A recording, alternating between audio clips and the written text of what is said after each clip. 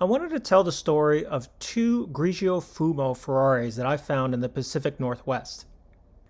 The first car I wanted to talk about was a 250 GTE that I had heard from my friend Michael.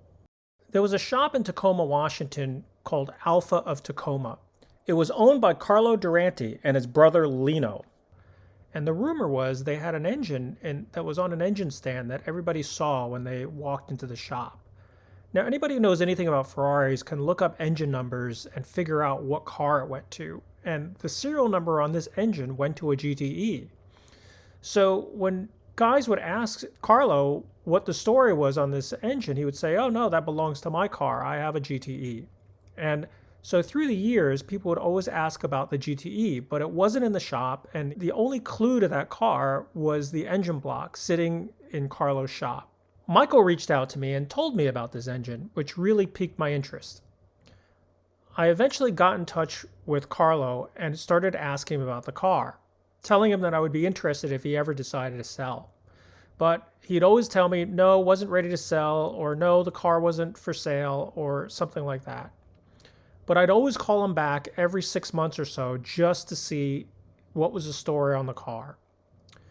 Eventually, I convinced him to meet me at the airport on my way down to Monterey to just show me the Ferrari, and he agreed. The car was stored in a Tacoma rental house in a garage out back. Carlo parked this car in the late 60s after he had an engine failure and took the engine out, but never got back to the car. It'd been sitting in the same place for over 40 years. As I looked over the parts and realized that this was an original Survivor car with original paint, original chrome, and all the details untouched for all these years. I tried my best not to get excited about the car, but I needed to find somebody to buy this car and bring it back to life. I took a bunch of pictures, made an inventory of what it was, and talked to Carlo about possibly buying this car. I then grabbed the next flight down to Monterey for the Monterey Car Weekend in 2010 and presented it to a bunch of my friends to say, hey, this might be a really cool car to find and restore. One of my friends was intrigued by the project, and so we went back in a couple months to meet Carlo and make a deal. Oh, it's nice and cool in here. All right. Carlo bought this car as a young mechanic in the 60s, but parked it for over 40 years when he had some engine trouble. The one that in Oregon, with a new gas station, I was worrying about that. That's what happened. Center carburetor leaned out. And I was So really, it was the gas, it wasn't something got stuck on the center carb? It was actually... no, just dirt. It just went dirt. lean. Oh, It went to the so lean the dirt clogged the... And it was up, hold on. In the Siskiyou, South Ashland. Yeah, South Ashland, yeah. And so I disconnected the wire, spark plug wire, and I drove back 11 cylinder. Yeah, it was kind of slow ride, but you know what? I was not going to butt the ever toad. So For one weekend, we did the thing out and The rest is history. Yeah. But then I figured, well, shit, I got the heads, I might as well put guides in it. Well, I got the valves, might as well put valves in it. I should have never run, because then I could have put the latest stuff in it, Yeah. Well, When you're young and stupid. it's As parked. a nice car, Carlo. It's a very nice car. Larry was pretty excited about what he saw, but time was of the essence and there were other people looking to buy the car as well. So it didn't take long for us to make a deal where everybody was happy. The car got shipped back to the East Coast so I could start putting it back together. And I was amazed every time I turned around there was another little detail on this car that was original. It was so cool to see these parts that hadn't been touched by anyone or restored, and was still like it was from the factory. Even though this was a Survivor car, there was still plenty of work to do. The brakes needed to be rebuilt, and the sub-assemblies needed to be looked at because they just haven't been used in many, many years. We also had to rebuild the engine that Carlo started many, many years ago that caused his car to be parked for all that time.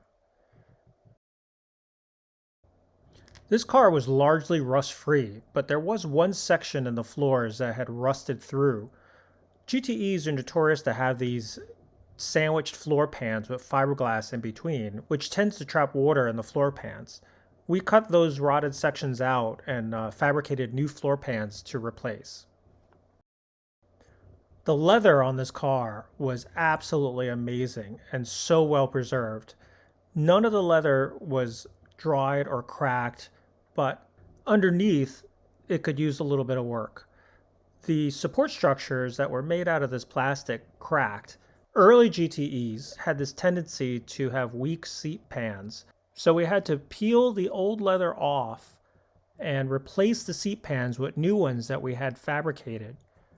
While we were in there, we rebuilt the foam cushions and stuffing so that the seats would have a little bit better support underneath.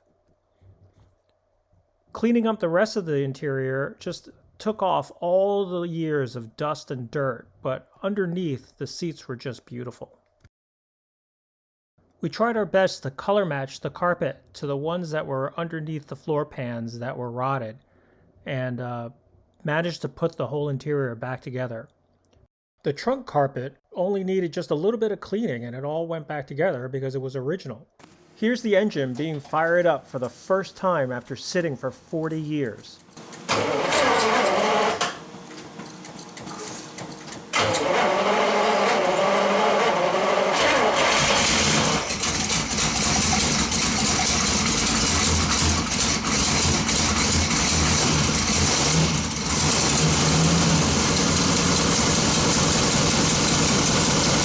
It was so cool to put a couple miles on this car after it had been sitting dormant for so many years. After testing and tuning and making sure all the details are right, we were getting ready to send the car to its owner. We entered the 250 GTE in 2 shows during the Monterey Car Week in 2012. The first one was the Ocean Avenue show that Doug Friedman used to run. Well, Ed, what do we have here? Looks to me like a Ferrari 250 GTE, which was Ferrari's first 4-seater. Very beautiful car, body by Pininfarina. And this is a lovely example in this gray with the beautiful tan interior. And you know what's really cool about this car? I happened to talk to him this morning. This is an original car. Wow, well, I'm impressed. It really looks fantastic. This car represents really the growing trend, Michael, and I know you'll be able to tell us a lot more about this. The growing trend of original cars, and not taking a car like this and then completely restoring it over the top. Well, you know, the saying is these days, after years of what we call the trailer queens, that is to say cars that were never really driven but simply trucked from show to show, the owners were afraid to drive them so they couldn't score well in the Concours. But now the trend is back the other way, which is originality. The saying is you can restore them as many times as you want, but you can only have them original once. And this is a perfect example. This is as it came from the factory, and obviously the paint has been rubbed out and a few other things done, but basically as God and Enzo meant it to be. The next day, we took the car to Concours Italiano, where we won a Platinum Preservation for this GTE. It was such a great feeling to have people agree what a special Survivor car this GTE really was. In 2024, Larry still has the car and is enjoying driving it. Unfortunately, Carlo passed away in 2020, but the memory of him and his car lives on. If you like this story, there's another one about a PF Coupe that I found in Salem, Oregon. I'll tell that story next week, but I'll put a link in the description below.